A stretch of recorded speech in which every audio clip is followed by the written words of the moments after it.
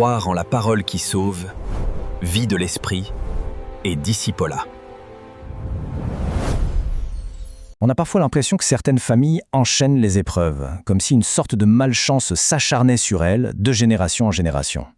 Et s'il y avait une explication spirituelle à ces schémas qui se répètent? C'est ce cadre de pensée qu'on va décrypter aujourd'hui. On l'a tous plus ou moins observé, ou en tout cas, on a tous entendu parler de familles où les mêmes difficultés financières, les mêmes problèmes de santé, ou les mêmes échecs relationnels semblent se transmettre. Et parfois, ça défie toute explication logique. Pour essayer de comprendre ces schémas, une prédication assez spécifique propose un concept central, celui des hôtels de famille. On va donc analyser cette idée ensemble, de manière neutre, juste pour en saisir la logique et la vision du monde qu'elle propose. Alors, rentrons dans le vif du sujet.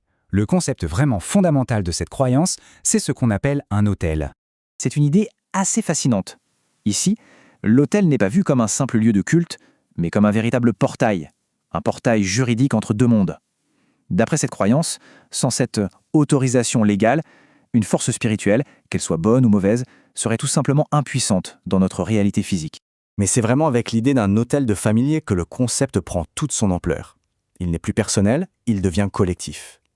Et son influence est considérée comme héréditaire, se transmettant de génération en génération. Ce verset de la Bible est souvent utilisé pour illustrer une idée fondamentale. Chaque hôtel aurait une voix. Une voix qui ne fait pas que parler, non, elle émet une instruction, une réclamation qui exige d'être entendue et exécutée dans le monde visible. Et cette voix, elle agirait comme une programmation. C'est un peu comme un code informatique invisible qui tournerait en permanence en arrière-plan d'une vie. La personne subirait ces schémas, non par malchance, mais parce qu'une voix spirituelle les décrète constamment. Alors, la question qu'on peut se poser, c'est comment un tel hôtel se met-il en place ? L'explication qui est donnée est assez claire. Ce ne serait pas du tout un hasard, mais le résultat d'un processus de manipulation spirituelle qui aurait ciblé les ancêtres. Voilà le piège, tel qu'il est présenté en 4 étapes. On commence par créer une crise. Puis, on exploite la peur qu'elle génère. Ensuite, on propose une fausse solution. Et cette solution, qui semble bénéfique en apparence, sert en réalité à établir l'hôtel qui va lier la famille à la source même du problème. Ce visuel met en lumière un concept vraiment clé de cette pensée, la substitution. Selon cette vision, une intervention maléfique ne résout jamais un problème à sa racine. Elle se contente de le déplacer.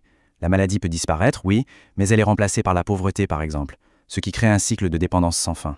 Bon, on a vu le problème. Passons maintenant à la solution.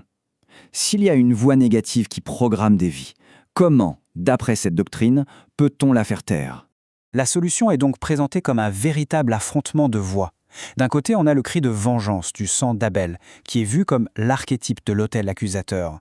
Et de l'autre, une voix qui, nous dit-on, parle une parole meilleure, celle du sang de Jésus, qui promet la miséricorde et qui annule l'accusation. Il est vraiment essentiel de comprendre que dans ce système de croyance, le sang de Jésus n'est pas une substance au sens littéral, c'est le symbole d'une puissance, la puissance du sacrifice du Christ, qui est considérée comme ayant une autorité supérieure, capable de révoquer le droit légal de cet autel ancestral. Voyons maintenant comment tout ça se traduit en actions concrètes. Quelle est la stratégie préconisée pour se libérer de l'influence de ces hôtels ? Le chemin vers la liberté se déroulerait en 2 temps forts. D'abord, un acte de repentance au nom des ancêtres, qui a pour but d'annuler le fondement juridique de l'autel.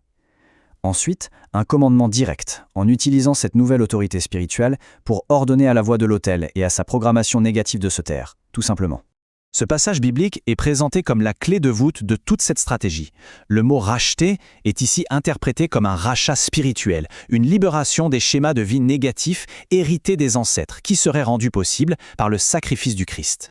En résumé, si on prend un peu de hauteur, quelle est la vision globale qui se dégage de cet enseignement ?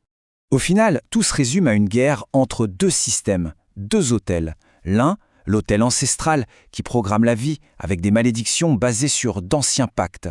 L'autre, l'autel divin, qui cherche à la reprogrammer avec la bénédiction sur la base de la foi et de la repentance. La vie est donc vue comme le champ de bataille d'une guerre de programmation spirituelle. Et l'enjeu est simple. Quelle voie, quel autel aura le dernier mot pour dicter le cours d'une existence ?